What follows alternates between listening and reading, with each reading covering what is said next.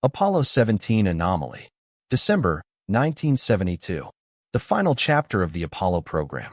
Eugene Cernan, commander of Apollo 17, steps onto the moon alongside geologist Harrison Schmitt. They don't know it yet, but they are about to become the last humans to ever walk on another world. Picture the Taurus, Littrow Valley. Jagged ridgelines. Ink-black shadows. A place where sunlight hits the ground like a spotlight, and everything else disappears into silence. On their second moonwalk, Schmitt notices something strange along the rim of a crater. Something that shouldn't behave the way lunar rock does. He radios Houston, calm but focused. There's something reflecting light on the crater rim. I'm going to investigate. Then nothing. For 11 full minutes, Apollo 17 goes completely silent. No static. No telemetry chatter. Just a dead channel between the moon and Earth. Years later, audio engineers working with restored mission tapes uncover fragments buried inside that blackout. Schmidt's voice returns first. Tighter. Sharper. This is artificial. Gene, look at the geometry. This isn't a natural formation. Cernan responds, his tone no longer measured. Houston, we need guidance on this. Over. The line cuts. The photographs raise even more questions. Schmitt took more than 400 images during that moonwalk. But NASA's archive contains only 387. 13 photographs are missing, and every one of them lines up perfectly with the communication blackout. NASA's explanation is simple. Overexposed film. Unusable images. But here's the problem. Every other overexposed photograph from Apollo missions was still preserved, cataloged, stored, accounted for. Cernan only spoke publicly about the incident once. In 2010, 3 years before his death. When asked directly what they encountered, he paused, then said quietly, "We saw things up there that were matters of national security. I took an oath, and I kept it. But the universe is full of surprises, and some of them are very close to home." Harrison Schmitt chose a different path. He mentions strange geological features. Formations that don't fit known models. Then he stops talking. Former NASA staff later revealed Schmidt's post-mission debriefing lasted 2 weeks. Alone. In isolation. Standard protocol was 3 days. And then there's the film. In 1976, a fire broke out inside a NASA storage facility. A climate-controlled vault. Fire suppressed. A building that had never suffered an incident. The only raw, unedited Apollo 17 surface footage was destroyed. The loss never appeared in any official report. So what did Eugene Cernan and Harrison Schmitt actually see on humanity's last visit to the moon? And why has it remained buried for more than 50 years, as we move on to the next astronaut who broke silence in a very different way? The Salyut 7 Angels. July 1984. High above Earth, the Soviet space station Salyut 7 drifts in silence. Inside, 3 experienced cosmonauts go about their routine. Leonid Kazim, Vladimir Solovyov, Oleg Akov, men trained to remain calm no matter what they see. Then the light changes. Without warning, the station is flooded with a deep orange glow. Not sunlight, not reflections, something else entirely. The crew moves toward the portholes, and that's when they see them. 7 figures. Enormous. Humanoid. Floating outside the station. Each one appears taller than an 8-story building. Wings stretch outward like vast luminous sails. Around their heads, radiant halos burn with a steady, impossible glow. The figures don't drift. They keep pace. For more than 10 minutes, they match the station's orbit perfectly. Close enough to see structure. Close enough to see intent. The cosmonauts report what they're seeing to mission control. The response is immediate. Medical evaluations.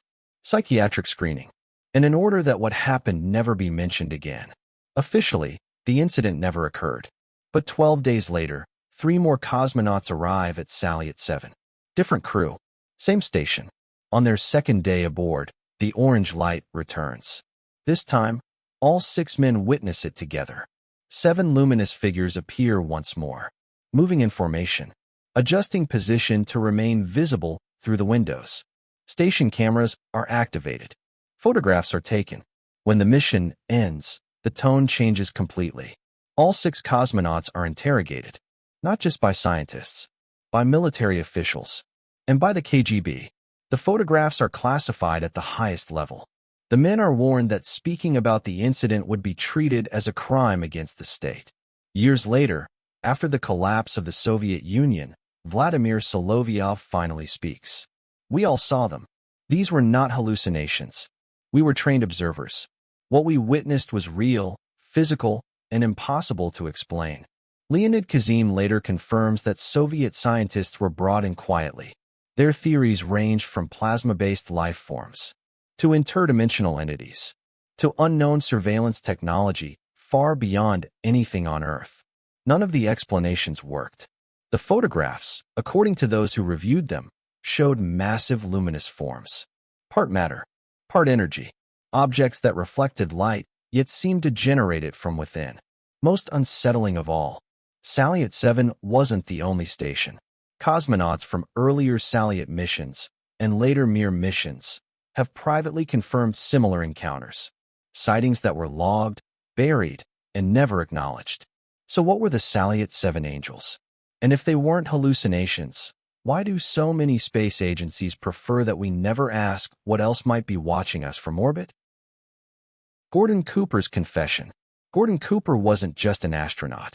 He was one of the original Mercury 7, a decorated test pilot, a man whose credibility was never in question, which is why what he revealed at the end of his life still unsettles people today.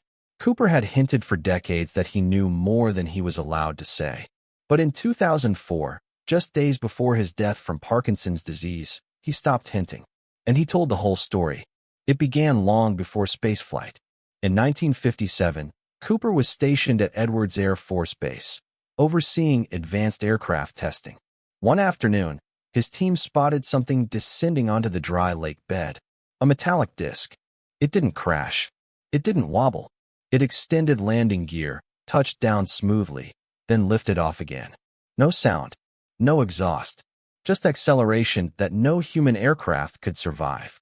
The encounter was filmed using high-resolution military cameras. Cooper personally developed the footage. Frame by frame, the object was unmistakably artificial. He followed protocol. The film was sent to Washington. It was never returned. And Cooper was told, very clearly, never to speak of it again. Years later came space. During his Mercury Atlas 9 mission in 1963, Cooper was alone in orbit. On his final pass around Earth, something appeared. A green, glowing object. It approached his capsule, then slowed, then matched his speed perfectly. For several minutes, it paced him in orbit. This time, it wasn't just Cooper seeing it. Ground radar at the tracking station in Machia, Australia confirmed the object's presence. When Cooper landed, he assumed the incident would be documented. Instead, he was told his report would not appear in the official transcript. The radar data was classified. Australian personnel were instructed to stay silent. In his final interview, Cooper stopped choosing his words carefully. "For many years, I have lived with a secret.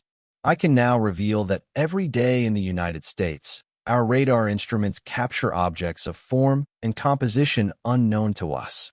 He said there were thousands of reports, thousands of witnesses, and documents to support all of it. But none of it, he claimed, was meant for the public. Later in life, while working as a consultant for the United Nations, Cooper tried to change that. He proposed a formal international group to investigate these phenomena. The proposal was blocked. U.S. officials told him such an investigation would expose information the public was not ready to know. Perhaps the most troubling detail came last. Cooper claimed that astronaut debriefings routinely included questions about unusual sightings, and that established procedures ensured those reports never reached public records. Gordon Cooper died on October 4, 2004. After a lifetime of silence, he finally spoke. And in doing so, he added weight to a question that refuses to go away. If one of NASA's most trusted astronauts believed the truth was being hidden, what else have others seen and never been allowed to say? The Gemini 4 incident. June 3, 1965. Gemini 4 is in orbit, gliding silently above Earth. James McDivitt is at the controls. A combat pilot, a veteran astronaut, someone trained to identify aircraft at a glance. Then something appears outside the capsule. Not debris, not a star, not a satellite. McDivitt sees an object approaching Gemini 4. Close enough to make out shape. Close enough to notice structure. It's cylindrical, with large arm-like extensions protruding from its body. Nothing in any known space program matches it.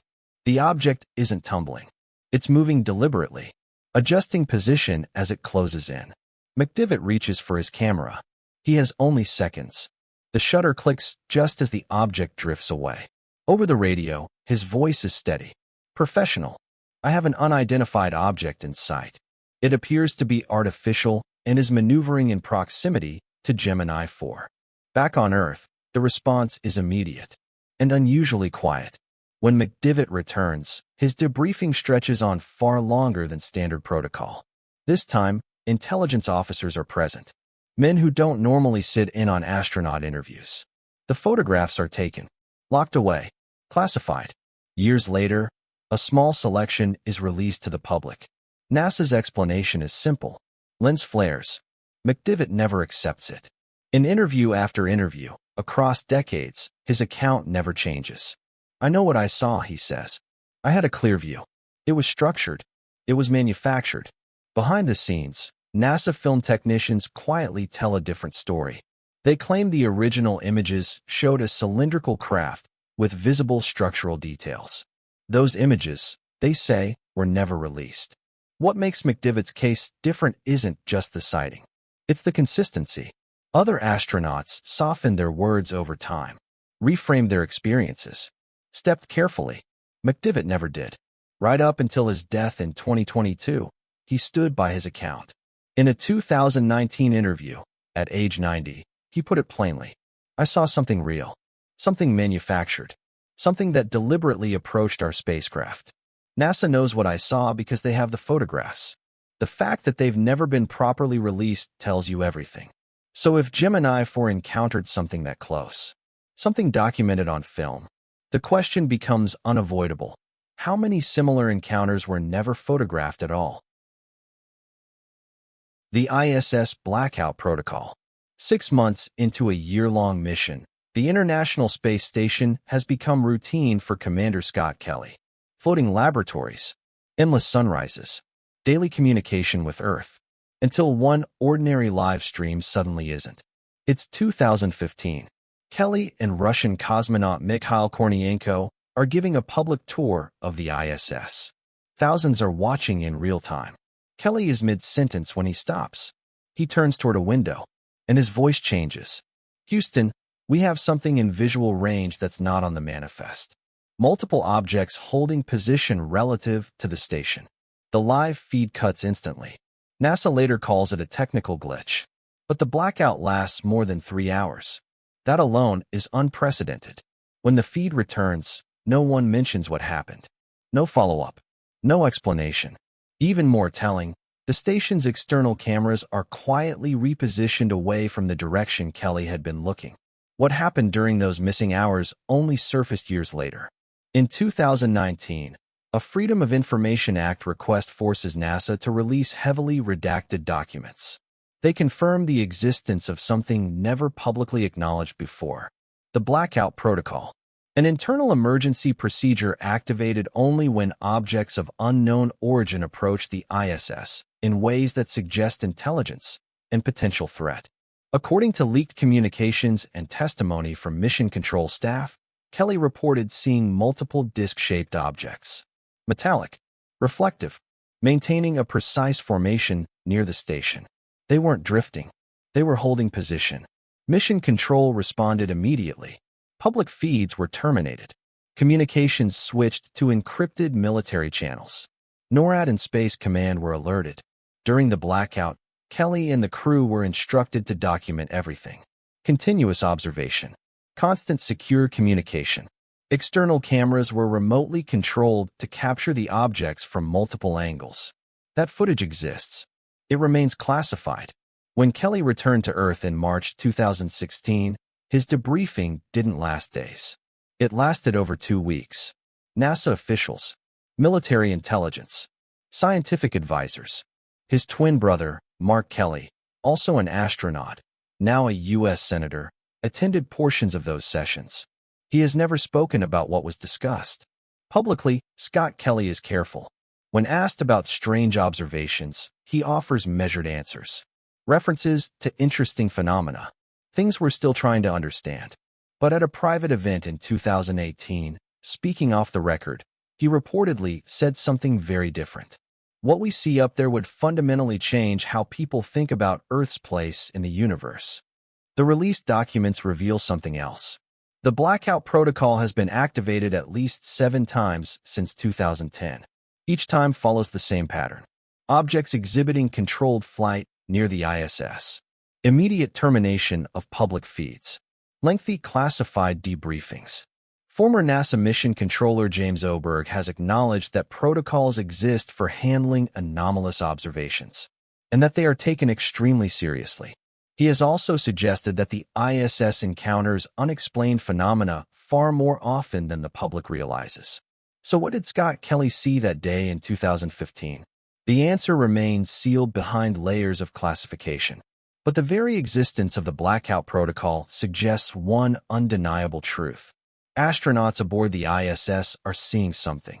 And whatever it is, authorities believe we're not meant to know about it yet. Apollo 14 warning. Picture a spacecraft drifting through silence. Earth shrinking in the window.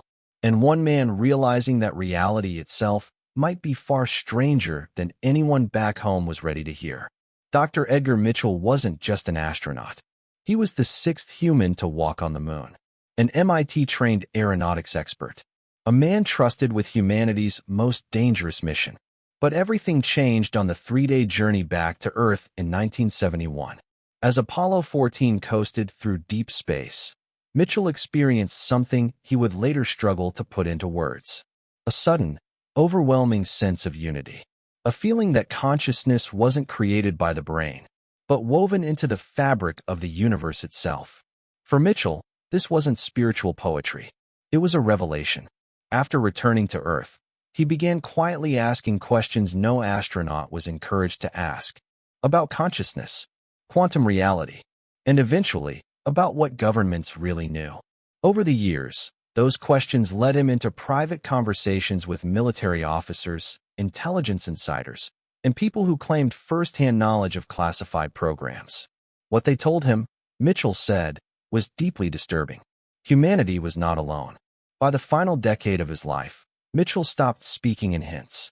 In a 2008 radio interview, he stated plainly that Earth had been visited, that the UFO phenomenon was real, and that it had been deliberately hidden for more than half a century. He went even further. Mitchell claimed he had been briefed on recovered non-human technology, that the 1947 Roswell incident was genuine, that craft and beings had been retrieved, and that secret reverse engineering programs had existed for decades. Most unsettling of all was his assertion that astronauts themselves were monitored, that during space missions, unknown objects had followed spacecraft, that lunar operations encountered phenomena quietly erased from official records. NASA moved quickly to distance itself. Public statements emphasized that Mitchell spoke only for himself. Privately, according to people close to him, the pressure was intense. Colleagues urged him to walk it back. Officials hinted at consequences. Mitchell refused. In 2015, just 1 year before his death, he delivered a closed-door briefing to members of the U.S. Congress. What was shown remains classified, but those present later said Mitchell presented documents, technical data, and witness testimony that demanded serious investigation. He called it the greatest cover-up in human history. Mitchell also warned of something even more dangerous than secrecy itself. He believed humanity was unprepared for open contact. That denial and ridicule were leaving society vulnerable to shock, fear, and chaos. "We're being visited," he said in his final major interview. "The evidence is overwhelming. The question is, what are we going to do about it?" Dr. Edgar Mitchell died on February 4, 2016. To skeptics, his claims remain controversial. To believers, he was a man who risked his legacy to speak uncomfortable truths. But one fact is impossible to ignore. Mitchell had access to worlds and information most humans never will. And if even part of what he warned about is true, what else did astronauts see that we were never meant to hear about? Shuttle Tether Anomaly. February 25, 1996. The Space Shuttle Columbia drifts 200 miles above Earth, bathed in sunlight, orbiting at nearly 18,000 miles per hour. On board is an experiment never meant to attract attention. A thin conducting tether, just 12 millimeters thick, slowly unreels from the shuttle, stretching for miles. Its purpose is simple on paper: generate electricity by interacting with Earth's magnetic field. Then something goes wrong. The tether snaps. NASA's cameras stay locked as the broken cable tumbles away into the blackness of space. At first, everything looks routine. Then the background comes alive. Surrounding the drifting tether are glowing, disc-shaped objects. Not one or two. Dozens. Possibly hundreds. They pulse with light. They drift, stop, change direction. Some pass behind the tether. Others seem to rotate, revealing depth and structure. And if the tether's known length is used for scale, these objects aren't small. They appear miles wide. The footage is broadcast live on NASA Select TV. Mission Control sees it. Astronauts see it. And thousands of viewers on Earth record it at home. Then, abruptly, the feed is cut. Inside Columbia, astronauts reference the objects over open communications. They describe them as very distinct. They note different speeds, different motions. NASA later offers an explanation. Ice particles, debris, out-of-focus specks near the camera lens. The pulsing light, an automatic camera iris. Objects passing behind the tether, an optical illusion. But that explanation begins to fall apart under scrutiny. Independent image analysts study the footage frame by frame. They demonstrate that the objects clearly pass behind the tether, not in front of it. That means they aren't nearby particles. They are far away and enormous. Their rotation patterns show three-dimensional motion. Their edges aren't smooth. Many display a consistent notch, a dark indentation that remains fixed as they turn. Ice doesn't do that. Debris doesn't either. In 2005, image analysis specialist Mark Carlotto published a detailed study of the footage. His conclusion was blunt. The object's motion, shape, and behavior were inconsistent with ice, debris, or camera artifacts. They were distant. They were large. And they were moving independently of the shuttle. When astronauts from the mission were later questioned, their answers were carefully measured. Commander Andrew Allen would only say that interesting observations were made. No elaboration. No denial. What makes this incident different from most UFO cases isn't belief. It's evidence. Multiple cameras. High-resolution footage. Real-time witnesses. Mission control audio. Public broadcast. Physicist Dr. Jack Kosher later analyzed the footage using orbital mechanics and optical modeling. He concluded that NASA's explanation was statistically impossible. If the objects were nearby particles, they would violate basic physical laws. His findings suggested something even more unsettling. The objects appeared to be under intelligent control, and one detail continues to trouble researchers. These objects appeared only after a high-voltage electrical experiment was deployed in space, which raises an uncomfortable question. Were they just passing through? Or did something about that experiment attract their attention? And if so, what else have our space missions drawn toward us without ever telling the public? Apollo 11 silence. July 1969. 3 men are sealed inside a fragile spacecraft, drifting toward the moon. Millions of people are watching, but not everything they see will ever be broadcast.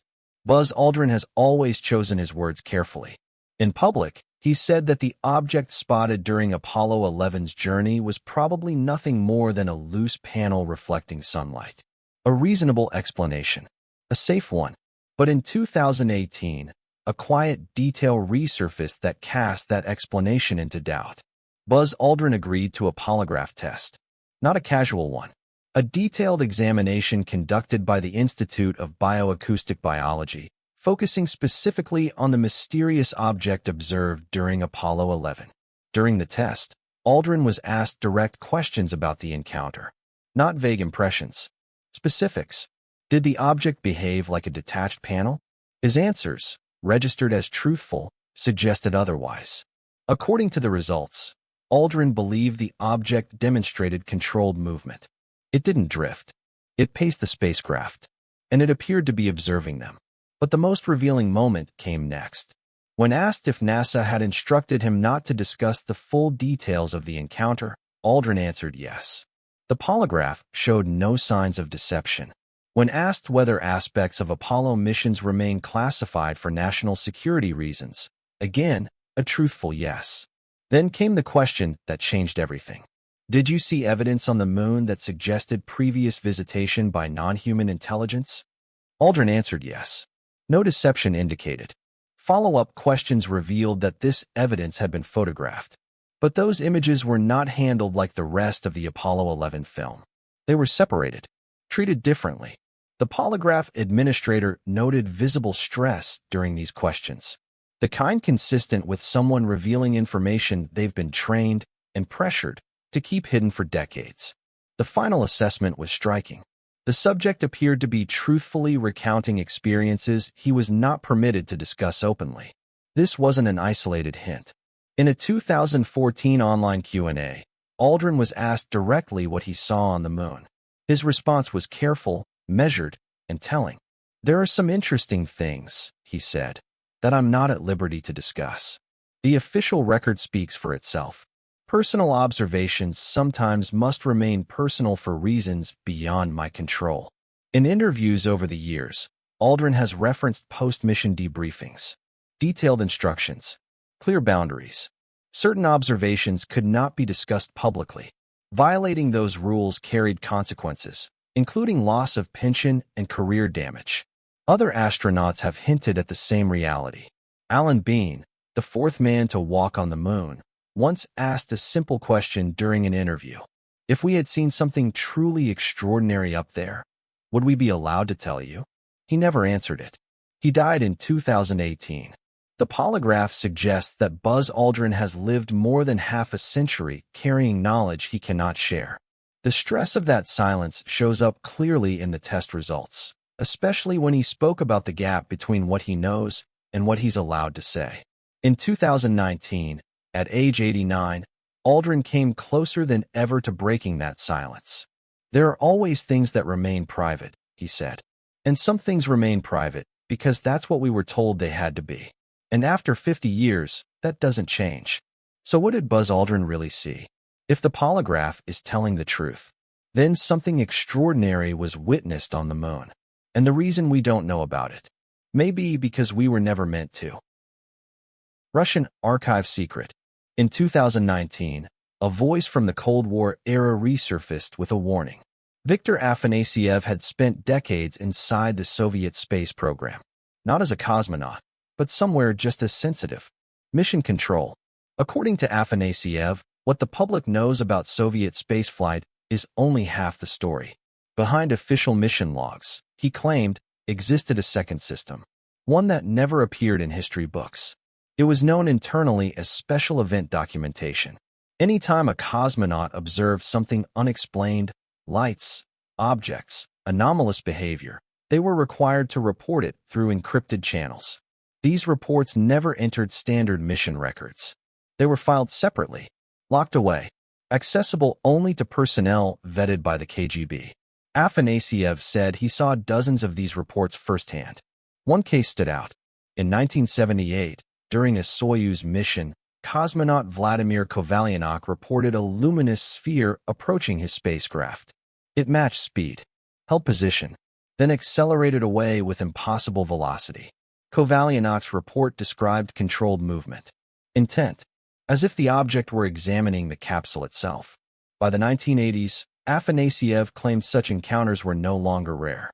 Salyut and Mir crews reported objects synchronizing with their orbital paths, holding station near the platforms for extended periods, moving in ways no known propulsion system could explain. One incident from 1982 was especially alarming. A nearby object appeared to interfere with the Soyuz spacecraft's onboard computers. Systems malfunctioned briefly. Then, as the object departed, everything returned to normal. But the most disturbing accounts involved spacewalks. Afanasyev described at least 2 incidents where cosmonauts encountered objects at close range while outside their stations. In one case from 1991, a cosmonaut performing an EVA near Mir reported a massive disc-shaped craft emerging from Earth's shadow. It was close enough to see surface features, structural details, openings that resembled ports or windows. The cosmonaut was ordered back inside immediately. The incident never appeared in official records. A psychological evaluation followed. When the Soviet Union collapsed later that year, Afanasyev said the archive was fractured. Some files went to Roscosmos. Others disappeared into intelligence agencies. Some, he believes, were destroyed. Afanasyev claimed he kept copies of dozens of reports. None have been publicly released, none independently verified. But his story didn't stand alone. Before her death in 2017, cosmonaut Marina Popovich confirmed that Soviet crews were strictly forbidden from discussing unusual observations. She described post-mission debriefings where KGB officers focused specifically on anomalies. Georgy Grechko, a veteran of 3 space missions, offered a rare admission in a 2008 interview. "Not everything we saw made it into the reports," he said. "There were guidelines. Those guidelines came from very high up." That was all he would say. The Russian government has never acknowledged the existence of a special event archive. And with limited access to records, proving Afanasyev's claims remains difficult. Still, independent researchers have noticed something troubling. Missing communication transcripts. Unexplained gaps in mission timelines. Moments where documentation simply stops. What makes Afanasyev's testimony hard to dismiss is its precision. Dates, mission numbers, names. Several incidents he described have been partially corroborated through memoirs and secondary sources, fragments that weren't meant to connect. Which leads to a larger question. If the Soviet Union systematically documented and suppressed unexplained encounters in space, is it reasonable to believe the United States did the same? And if both rivals, locked in a Cold War, chose silence over disclosure, what does that suggest about what humanity has been encountering beyond Earth's atmosphere? And why no one wanted the world to know? ISS March 2022. The International Space Station drifts above Earth in its usual orbit. But that day, something broke the normal rhythm of space operations, in a way no one has talked about publicly. For over 7 hours, communication with the station went completely dark. No NASA updates. No Roscosmos statements. Even automated data streams used by researchers vanished. When the feeds returned, both agencies claimed it was a routine software update. A simple explanation. But details and inconsistencies tell a different story. The blackout began just after a Progress cargo vehicle docked. Leaked information and careful reports suggest an object approached the station during docking. Not a satellite. Not debris. Something unknown. Crew members reportedly observed it. Tracking systems picked it up. And for hours, it maintained position relative to the ISS. Moving with controlled flight. Behavior impossible for natural phenomena. A classified emergency protocol was activated. The same one used during Scott Kelly's 2015 encounter. NASA and Roscosmos worked in silent coordination. Despite tensions on Earth, the response was seamless. Protocols that override politics, already in place. Mission Commander Thomas Marshburn never spoke publicly. His post-mission debrief lasted over 3 weeks, far longer than standard. He retired shortly afterward, still in peak health. ESA astronaut Matthias Maurer acknowledged an unusual situation requiring immediate attention from multiple agencies. When pressed, he added only, "There are situations in space that fall under international security protocols. I'm not authorized to discuss them." Amateur satellite trackers and radio enthusiasts noticed anomalies. Encrypted signals on military frequencies. Patterns suggesting coordination between U.S. Space Command, Russian Space Forces, and others. Then came the personnel shifts. Astronauts quietly rotated off the station. Their replacements underwent additional, unscheduled training, reportedly for scenarios not in the manual. By August 2022, NASA quietly revised astronaut communication policies. New instructions mandated that reports of unidentified objects or phenomena go through classified channels only. Public discussion without authorization was explicitly prohibited. This March 2022 incident may be the most significant in recent memory. A clear demonstration, high-level, international, immediate action, a response reserved for something considered extremely serious. What did the crew see that day? Why did it trigger such extensive coordination across space agencies? The answers remain locked away. The questions, however, are growing louder. These 10 cases, spanning more than 50 years, reveal a disturbing pattern. From Mercury to the ISS, from Apollo astronauts to Soviet cosmonauts, trained observers, scientists, engineers, repeatedly witnessing phenomena that defy conventional explanation, and consistently, systematically, silenced. We have polygraph tests confirming their claims, declassified documents detailing encounter protocols, video footage that conventional physics struggles to explain, deathbed confessions, whistleblowers corroborating events across multiple space agencies. The common thread isn't hallucination or misidentification. It's the institutional response. Communication blackouts, extended classified debriefings, missing photographs, altered records, careers curtailed, oaths extending beyond retirement, even beyond death. These were trained eyes, trained minds, witnesses reporting through official channels and being told to remain silent. The real question is no longer whether astronauts have encountered unexplained phenomena. It's why their testimony remains suppressed, what implications those observations carry, and how long humanity will be kept in the dark. As humanity prepares for Mars missions, permanent lunar bases, and commercial space stations, one question looms. Are we ready to confront what astronauts have been seeing for decades? Or will the next generation inherit the same oaths of silence?